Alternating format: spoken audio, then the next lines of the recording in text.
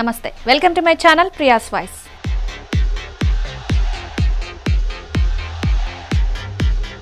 Non veg అంటే లొట్టలేసుకుని తినేవారు మన దేశంలో కోట్ల మంది ఉన్నారు.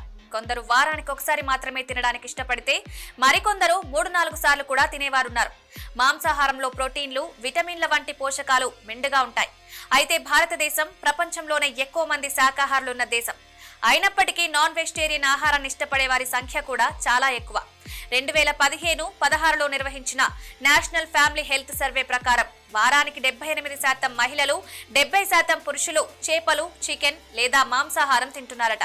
కొన్ని రాష్ట్రాల్లో నాన్ వెజ్ ప్రియుల సంఖ్య 100% వరకు ఉంది. అటు రుచిపరంగా, ఇటు ప్రోటీన్లు, విటమిన్లు ఎక్కువగా ఉన్న కారణంగా చాలా మంది భారతీయులు నాన్ వెజిటేరియన్ ఆహారాన్ని ఎక్కువగా తింటారు. ఒక సర్వే ప్రకారం దేశ జనాభాలో 85% మంది నాన్ వెజ్ తింటున్నారట. మరి భారతదేశంలో ఎక్కువగా మాంసం తినే రాష్ట్రాల గురించి తెలుసుకుందాం.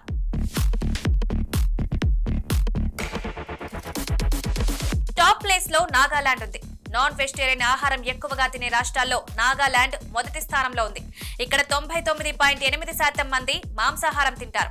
ఇక్కడ ప్రత్యేక వంటకాల్లో smoke chicken, mutton, bamboo style చేపల వంటకాలున్నాయి. అలాగే పశ్చిమ బెంగాల్ 99.3%తో రెండో స్థానంలో ఉండగా కేరళ 99.1%తో మూడవ స్థానంలో ఉంది. ఈ రాష్ట్రంలో చేపలు, చికెన్, ఇతర మాంసంతో తయారయ్యే రుచికరమైన వంటకాలతో ప్రసిద్ధి చెందాయి. తెలుగు రాష్ట్రాలు మాంసాహార వినియోగంలో మరింత ముందుండడం గమనార్హం.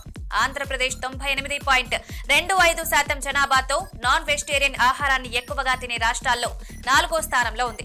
ఇక తెలంగాణలో మగవాళ్లలో 98.8%, ఆడవాళ్లలో 98.6% మంది మాంసాహారాన్ని ఇష్టపడుతుంటారు. ఇక్కడ వెజిటేరియన్ల సంఖ్య కేవలం 2% లోపే ఉంది.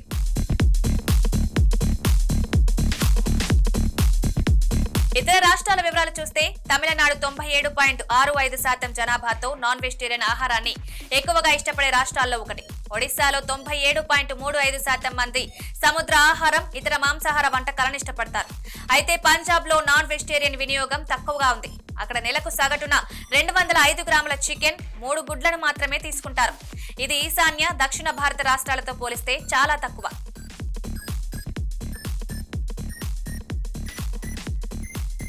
మరిన్ని వీడియోస్ కోసం సబ్స్క్రైబ్ చేసుకుని కిందున్న బెల్ ఐకాన్ని నొక్కండి. Thank you.